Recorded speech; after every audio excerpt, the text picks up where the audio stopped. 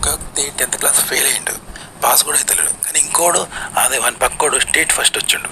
ఎట్లా వచ్చిండు అంటే వాడు జీవితాన్ని త్యాగం చేసిండు. ఫ్రెండ్స్, దోస్తులు, సినిమాలు, కథలు, పుస్తకాలు ఏం చదవకుండా కేవలం బుక్కులే ప్రపంచంగా అందులోనే నిమగ్నమై పుస్తకాల పురుగు. అదే జీవితం, ఇక మరొకటి లేకుండా రిస్క్ తీసుకొని పగలు రాత్రి తెల్లారనుకుంటా చదివిండు కావచ్చు. అందులో లీనమైతేనే వాడు స్టేట్ ఫస్ట్ వచ్చిండు కదా. అయితే పక్కోడు 10th క్లాస్ ఫెయిల్ అయినోడు ఏం చేసిండంటే వాడిని కూడా స్టేట్ ఫస్ట్ రావాలన్నది. కాబట్టి వీని శ్రమను చూసి వీడు కష్టపడితే దాన్ని సింపుల్గా కాపీ చేసి వాడు ఎట్లా చేస్తాడో అట్లా చేసి కొట్టి వీడు స్టేట్ ఫస్ట్ వచ్చిందని చెప్పుకుంటాడు. ఎట్లుంటుంది పాపం, కష్టం వాంది, వీనికి పేరు రావాలంటే వస్తుందా? వీడు కొడితే మోసం కదా. మనం కష్టపడి జీవితాన్ని త్యాగం చేస్తే నువ్వు రోజు ఎంజాయ్ చేసుకుంటూ సినిమాలు చూస్తూ షికారు చూస్తూ ఫ్రెండ్ గొప్పకు మాత్రం వీడిని కాపీ చేసి నువ్వు స్టేట్ ఫస్ట్ రావాలని నేను స్టేట్ ఫస్ట్ అని చెప్పుకుంటే అది ఎంతవరకు న్యాయం? వాడు పాపం జీవితాన్ని త్యాగం చేసి ఆ సినిమాలు అన్నీ వదులుకొని వాడు చదువుకున్నాడు కదా, పుస్తకాల పురుగైండు రాత్రానికి పగలనక. అగో అట్లన్నమాట. మీరు ఒక ఆర్టికల్ చదివేటప్పుడు దాన్ని చెప్పేటప్పుడు ఎలా చెప్పాలి, ఎలా చదవాలంటే స్టేట్ ఫస్ట్ వచ్చేటోడు ఎలా అయితే జీవితాన్ని త్యాగం చేస్తాడో తెలుసు కదా. రాత్రానికి పగలనక లైట్ పోతే దీపం పెట్టుకొని కూడా కరెంట్ ఉన్నప్పుడు ఎట్లా చదువుతాడో అట్లా చదివితేనే వానికి వచ్చింది కదా. అలా చెప్పాలి, అలాగే చదవాలి. అలా చెప్తేనే మీరు ఎవరి మీద మాట్లాడగలుగుతారు, ఒక ఆర్టికల్ను నేర్చుకోగలుగుతారు. గుర్తుపెట్టుకోండి. అంతేగాని ఏం చదవకుండా పక్కోడు రాత్రంక పగలనక చదివితే అసలు సినిమాలు షికార్లు చూస్తాడు ఒకడున్నాడు, వాడిని చూసి కాపీ కొట్టి నేను స్టేట్ ఫస్ట్ వచ్చిన అని చెప్పుకున్నట్టుగా చెప్పకండి. అలా చెప్తే కంటెంట్ చెప్పలేరు, మీరు ఎవరు చూడరు మీద అట్లా చెప్తే.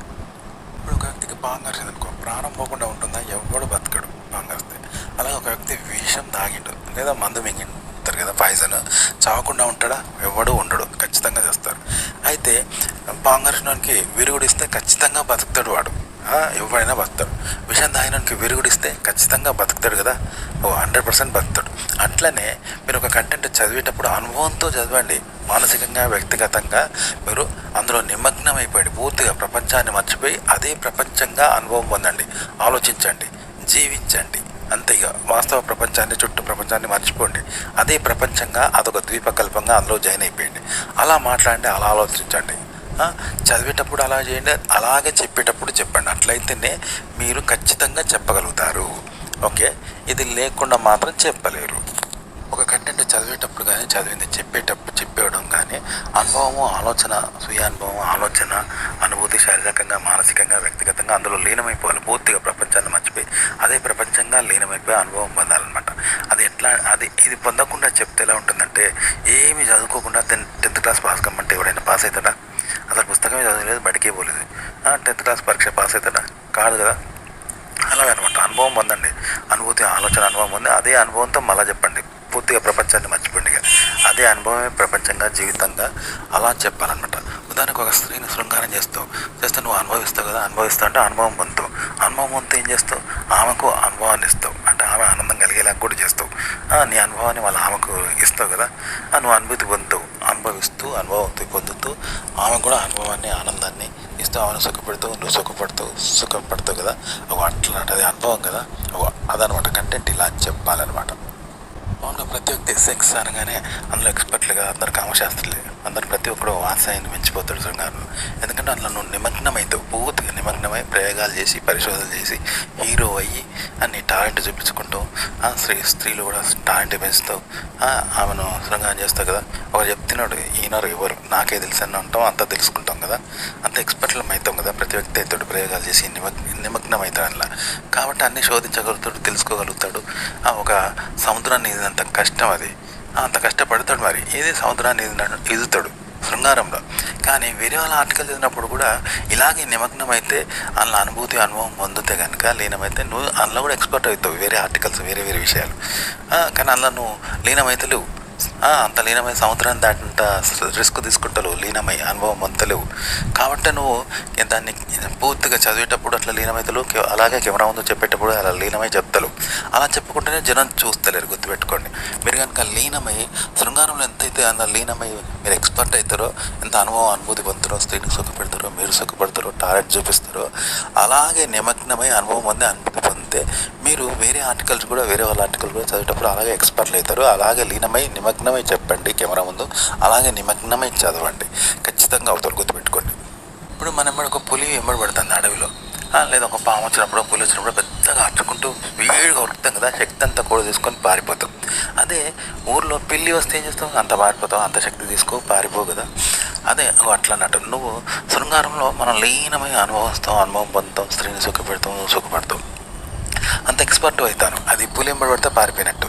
అదే పిల్లి ఎంబడి పడితే పారిపోవు కదా. అవి అట్లా వేరే వాళ్ళ వీడియోలు శృంగారం కాకుండా వేరే వీడియోలను చదివినప్పుడు అవి అలా చేస్తాను, పిల్లి ఎంబడి పడినట్టు. కాబట్టి పిల్లి ఎంబడి పడినప్పుడు నువ్వు మామూలుగా పోతే ఎవరు చూడరు కదా. అదే పులి ఎంబడి పడినప్పుడు నువ్వు పారిపోతూ ఉంటే అందరు చూస్తారు కదా నిన్ను. అదన్నమాట. కాబట్టి మీరు అట్లా లీనంగా అండి. పులి ఎంబడి పడినప్పుడు ఎలా అయితే లీనమై శక్తి అంతా కూడా తీసుకొని పారిపోతారో అంత డీప్గా మీరు లీనమై అనుభవం పొంది, అనుభూతి పొంది, ఆలోచన పొంది అందులో పూర్తిగా లీనంగా అండి.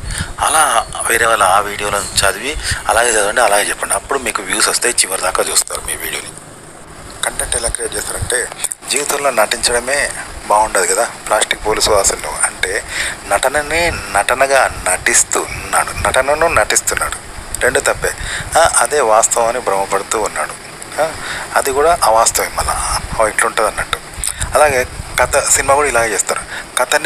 కథగా చూపిస్తూ అదే నిజం అన్నట్టుగా మనకు భ్రమ కల్పిస్తారు. కానీ కథనే మళ్ళీ కథగా చూస్తారు. కథ అంటేనే అవాస్తవం, ఆ కథను మళ్ళీ కథగా చూపిస్తూ అదేమే నిజం అన్నట్టుగా మనకు చూపిస్తూ ఉంటారు. సినిమాలో కంటెంట్ ఇలాగే తయారు చేయాలి.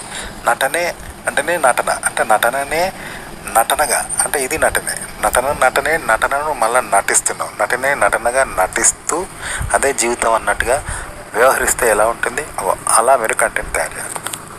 మీరు వేరే వాళ్ళ ఆర్టికల్ చదివేటప్పుడు మామూలుగా ఎవరైనా నోరుతో చదువుతారు, దానికి ఎవరో ఉంది నోరుతో చెప్తారు కదా. నోరుతో చెప్తూ మనసుతో ఆలోచిస్తారు. చదివేటప్పుడు నోరుతో చదువుతూ మనసుతో ఆలోచిస్తారు కదా. అలా కాకుండా మనసుతో చదవండి వేరే వాళ్ళ ఆర్టికల్. నోరుతో ఆలోచించండి కానీ మనసుతో చదవండి. చదవడానికి మనసు ప్రాధాన్యత ఇవ్వండి. చెప్పేటప్పుడు కూడా అంతే, మనసుతో చెప్పండి, నోరుతో ఆలోచించండి. చదివేటప్పుడు కూడా అంతే, మనసుతో చదవండి, నోరుతో ఆలోచించండి. అట్లా చెప్తే కనుక సూపర్గా ఆడియన్స్కు కనెక్ట్ అవుతారనమాట. వీడియోలకు బ్యాక్గ్రౌండ్ వాయిస్ కూడా మామూలుగా మనం మనసుతో ఆలోచిస్తాం, మనసుతో అనుభూతి పొందుతాం కదా, మనసుతో అనుభవం పొందుతాం కదా. అలాగే మనసే మాట్లాడాలి, నోరుతో కాదు. నోరు మనసు అనుకోండి, మనసు నోరై మనసుతో ఆలోచిస్తాం, మనసుతో మాట్లాడతాం, మనసుతో అనుభవం పొందుతాం, ఆనందం పొందుతాం, కలలు కట్టాం కదా. ఆ నోరే, ఆ మనసే మాట్లాడాలి, నోరు కాదు మాట్లాడేది. వ్లాగ్స్లో బ్యాక్గ్రౌండ్ వాయిస్ కానీ ఫేస్ క్యామ్ కానీ. కంటెంట్ ఎలా తయారు చేయాలంటే ఉదాహరణకు మనం డ్యాన్స్ చేయాలంటే డ్యాన్స్లో మనం హీరోలాగా హీరోయిజం చేసి డ్యాన్స్ చేస్తాం, హీరోలాగా ఫైట్ చేస్తాం. కానీ సినిమాల్లో ఊరికే ఫైట్ హీరోలాగా చూపెట్టరు, ఊరికే డ్యాన్స్ చూపెట్టరు. అక్కడ రీజన్ ఉంటుంది అనమాట. ఇదే హీరోలాగా ఫైటే ఉంటుంది, హీరోలాగా డ్యాన్స్ ఉంటుంది, హీరోలాగా శృంగారం ఉంటుంది. కానీ అవి ఎందుకు చేస్తారంటే హీరోయిన్ ఏడిపించినప్పుడు, పేదవాళ్ళని ఎవడో ఇబ్బంది పెడుతున్నప్పుడు వాని మీద హీరోలాగా డిస్కొని ఫైట్ చేస్తారు. ఇక డ్యాన్స్ అంటావా, హీరోయిన్తో ప్రేమలో పడినప్పుడు, వాళ్ళిద్దరు ప్రేమించినప్పుడు టికెట్ డ్యాన్స్ వేసుడు చేస్తాడు. హీరోయిన్ టీచింగ్ చేయాలన్నప్పుడు, పొగరపోతే హీరోయిన్ అన్నప్పుడు అలా తన హీరోయిన్ చూపెడితే చేస్తాడు. ఇట్లా అంటే రీజన్ లేకుండా చేస్తే కంటెంట్ కాదనమాట. రీజనబుల్గా మీరు డ్యాన్స్ చేయాలి, రీజనబుల్గా ఫైట్ చేయాలి, ఆ టాలెంట్ అక్కడ చూపించుకోవాలి. ఓకే, అంటే కొందరు ఎలివేటర్ని కొట్టాలి అనుకుంటారు, కానీ ఏం చేయాలి, కొడితే తప్ప దాన్ని రీజన్ చూపెట్టి కావాలని పిల్ల పెట్టి దాన్ని చిన్న సాగు చూపెట్టి అని బాగా కొడతారు. చూసినావా, కొందరు పిల్లాన్ని ఇడిపించాలని ఉంటుంది, ఇడిపెట్టాలని ఉంటుంది, కానీ అది పోదు. ఏం చేస్తాడు, కావాలని సుట్ట పెట్టి ఏదో అనుమానం పెట్టి దాన్ని ఎలా దిగుతాడు. చూసినావా, ఇట్లాంటి ఫైట్లు డ్యాన్స్లు చేయాలని అందరికి ఉంటుంది. ఒక రీజన్ అనేది చూపెట్టి సినిమాలో అట్లా చేస్తారంటూ. ఈ విధంగా అది శృంగారమైన, డ్యాన్స్ అయినా, రొమాన్స్ అయినా, ఫైట్ అయినా ఏదైనా ఇట్లా చూపెడతారు. వాని గొప్పతనం చూపించుకోవడానికి అంటే ఇట్లా చేస్తారు. మరి కంటెంట్ ఎట్లా తయారు చేయాలంటే కంటెంట్ కూడా ఇంతే అనమాట. ప్రతి చోట హీరో హైలైట్ అయితే అంటాడు. కావాలి హీరో హైలైట్ కావాలంటే ఏం చేయాలి, అన్నదానం చేస్తుంటాడు. పిచ్చగలకు ఒక్కొక్కరికి ఇట్లా పైసలు వేసుకుంటూ పోతుంటే తను అన్నదానకర్త కావాలని. ఓకే, ఇద్దరు పేదవాళ్ళు పెళ్లి చేసుకుంటా అంటే దాదా నేను పెళ్లి చేసుకుంటాను అని చెప్తాడంట. చేసుకో అని చెప్తాడు. పైగా వాళ్ళు పెళ్లి చేసుకుంటే డిష్ అని వీళ్ళని కొడతా ఉంటాడు. వీడు హైలైట్ కావడానికి వాళ్ళ సాగు చెప్పి ఇట్లా ప్రతిదీ కంటెంట్ కథ అనేది తను హైలైట్ కావడానికి, ఓ రీజనబుల్గా జనం దృష్టిలో పడడానికి, ఒక మంచి అనిపించుకోవడానికి, హీరో అనిపించుకోవడానికి, డేర్ అనిపించుకోవడానికి, సాహసాలు చేస్తూ ఉండడానికి ఏదో ఒక రీజన్ చెప్పి తను హైలైట్ అవుతూ ఉంటాడు. ఈ విధంగా కథ సెన్సేషనల్గా అవుతుంటుంది. కథ కూడా సెన్సేషనల్ అవ్వడానికి ఓ విషయాన్ని సెన్సేషనల్ చేస్తూ ఉంటారు. ఇప్పుడు దయ్యం జరుగుతుందంటే సెన్సేషనల్ కదా, అట్లా అన్నట్టు. పలానోడు ఒక అమ్మాయిని లేపుకెళ్ళిండట, వీడు అంటే సెన్సేషనల్ కదా. పలానోడు ఎవరినో దొంగతనం చేసినట్టు, వీడు ముగ్గురిని కొట్టిండట, చాలా రాబోయే వీడు అంటే వాడు సెన్సేషనల్ కదా, వాని గురించి గొప్పగా చెప్పుకున్నట్టే కదా. ఆ పూరిని రేప్ చేసినట్టు కాదు గడగి వీడు, వాడు మర్డర్ చేసినట్టు కదా వీడు అంటే వాని గురించి హైలైట్గా ఉంటుంది కదా. అతని గురించి గొప్పగా హీరో అవుతాడు. అట్లా హైలైట్ అయ్యేలాగా కథలు అన్నారు. కథా సన్నివేశాలు, విషయాలు జోడిస్తూ ఉంటారు. ఇలా చేసి ఈ టాలెంట్స్ డ్యాన్స్, ఫైట్, గీట్ అనేది రీజనబుల్గా చేస్తూ ఉంటారు. హీరో హైలైట్ కావడానికి, ఇక అందులో తీర్చుకోవడానికి ఫైట్ చేస్తాడంట. ఈ విధంగా కంటెంట్ చేయండి. ఇది ఒక కంటెంట్ చేయడం అనేది చాలా ఈజీ, చాలామంది తెలియదు. ఎట్లా క్రియేట్ చేయాలంటే, ఉదాహరణకి మనం ఫైట్ చేస్తాం, డిషుమ్ అని ఫైట్ చేస్తాం కదా, అలా ఎదుటి కొడుతుంటే మనం పడ్డట్టు విలన్ పడ్డట్టు కూడా చేస్తాం, ఏకపక్షంగా చేస్తాం. కానీ నిజంగా ఎదుటి కొడితే మనం ఒక బాధ్యతగా పడాలంటుందా, వాడు కొడితే ఆ ఒత్తిడి ఏకపక్షంగా మనం పడితే బాగుంటుంది. అలాగే మనం డిషుమ్ ఫైట్ చేస్తాం ఎదుట మనిషి లేకుండా హీరోలాగా. కానీ నిజంగా ఒకరిని కొట్టాలంటే వాడు తప్పు చేస్తే వాడిని నిలదీయాలి, కొట్టాలంటే బాధ్యత ఉంటుంది. కానీ ఏకపక్షంగా విలన్ని హీరో కొట్టినట్టు డిషుమ్ ఒక్కరిని చేయగలుగుతాం కదా. ఇది ఎట్లుంటుందంటే, ఖాళీ గ్రౌండ్లో సైకిల్ రయ్య దొక్కి స్పీడ్గా దొక్కినట్టు తొక్కుతాం, ఫ్రీగా బాగుంటుంది గ్రౌండ్లో. కానీ రోడ్డు మీద నువ్వు తొక్కాలంటే అంత స్పీడ్గా తొక్కొచ్చు, స్వేచ్ఛగా తొక్కొచ్చు. కానీ ఎదుట మనుషులు వస్తూ ఉంటారు, వాళ్ళు తాకొద్దు. అలా ఎదుట వచ్చి మనం తాకుతాడు కాబట్టి వాడిని తప్పించుకోవాలి. దీనిలో ఒత్తిడి ఉంటుంది కదా, రీజన్గా పోవాల్సి ఉంటుంది, రీజనబుల్గా ఉంటాయి కాబట్టి స్వేచ్ఛ ఉండదు గ్రౌండ్లో ఉన్నట్టు. గ్రౌండ్లో ఉన్నట్టు స్వేచ్ఛగా తొక్కితే ఇక్కడ బాధ్యతలు ఉంటాయి కాబట్టి మనకు నచ్చదు అనమాట. అందుకే తక్కం కదా అవి అట్లా అన్నట్టు. అంటే సినిమాలల్లో ఎట్లా చూపెడతారంటే, ఏకపక్షంగా ఫైట్ చేస్తే ఎలా ఉంటావు డిషుమ్ అని అంత తేలికగా ద్విపక్ష ఫైట్ కూడా చూపెడతారు.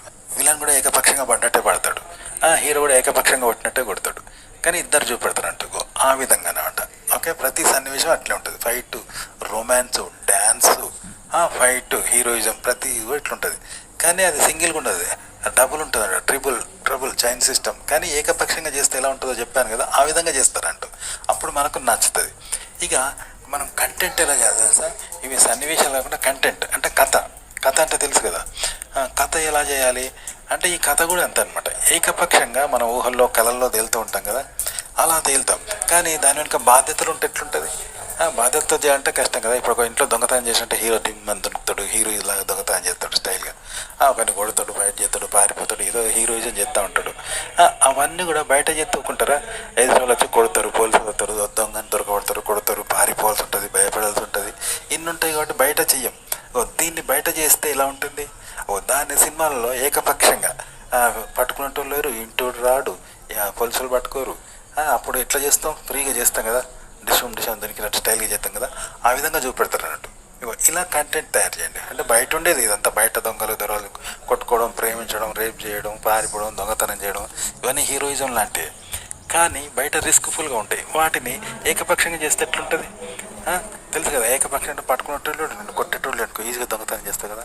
ఒక అమ్మాయిని టీజింగ్ చేసిన అనుకో, నేను ఇంట్లో ఏమన్నారు, సమాజం ఏమన్నది, ఆ అమ్మాయి కూడా ఏమన్నదు అనుకో, అప్పుడు నీకు స్వేచ్ఛ ఉంటుంది. నేను తగ్గట్టులేదు అనుకో, హాయిగా స్టైల్గా హీరోలా ప్రపోజ్ చేస్తావు కదా. అట్లా ద్విపక్షంలో కూడా అట్లా చేస్తారు. అమ్మాయి ముందు ఏకపక్షంగా చేస్తే ఎలా ఉంటుందో అలా చేస్తారంట. ఈ విధంగా చేయండి. కంటెంట్ అంటే బయట ఉండే కంటెంటే, దాన్ని ఇట్లా చూపెడతారంట. కాబట్టి ఇలా చెప్పండి మీరు. ఓకే, ఈ విధంగా ఏకపక్షంగా చేసినట్టుగా చెప్పండి. ద్విపక్షంగా అన్ని పక్షాలగానే కంటెంట్ తయారు చేయండి. చేసి ఏకపక్షంగా వ్యవహరిస్తే ఎలా ఉంటుందో ఆ విధంగా విలను, హీరో, పాత్రలు, క్యారెక్టర్, కథ అలా చెప్పండి. అలా మాట్లాడండి. మీరు మాట్లాడడము, మీరు చెప్పడము, మీ ఆలోచన, మీ బిహేవింగ్ ఏకపక్షంగా ఉంటే ఎలా ఉంటుందో ఆ విధంగా చేస్తూ చెప్పాలి. అంతే. కంటెంట్ అంటే ఈజీ. మామూలుగా 100 మంది కలిసి పని చేస్తాను, పని ఒక ఇల్లు కనుక్కుందాం, కూలీలు ఎంతమంది కలిసి పని చేస్తారు. కానీ ఇవంతా వాడే చేస్తాడు. కానీ ఒక్కడే అందరినీ చేయించగలుగుతాడా, చేయలేడు కదా. అయ్యో పని వాడు ఒక్కడు వాడి పని చేసుకుంటాడు. అట్లనే అదే ఊహ అయితే 100 మంది మనకు సహకరించినట్టు, 100 మంది మనకు సలహా పెట్టినట్టు, 100 మంది మనం మాట్లాడినట్టు మనం ఊహించుకుంటాం. కానీ ఇది తప్ప. ఎందుకంటే ఎవరికి వాడు ఆ తీరులో వాడు వ్యవహరిస్తాడు. వాళ్ళను ఆదేశించే హక్కు లేదు, మనకు తెలియదు వాళ్ళు ఏం చేస్తారో కూడా తెలియదు. కాబట్టి ఎవరి తీరు వాడు వ్యవహరిస్తాడు. ఒక్కొక్కడు మన తీరు మనం వ్యవహరిస్తాం. కాబట్టి వాళ్ళు మనకు అనుకూలంగా వ్యవహరించినట్టు ఊహించలేమంట. ఎవరి స్టైల్లో వాళ్ళు వ్యవహరిస్తుంటారు. వాళ్ళకి అది మనకు తెలియదు, మన స్టైల్లో మనం వ్యవహరిస్తాం. ఇగో ఇట్లా అన్నట్టు. కానీ ఇదంతా టీం వర్క్.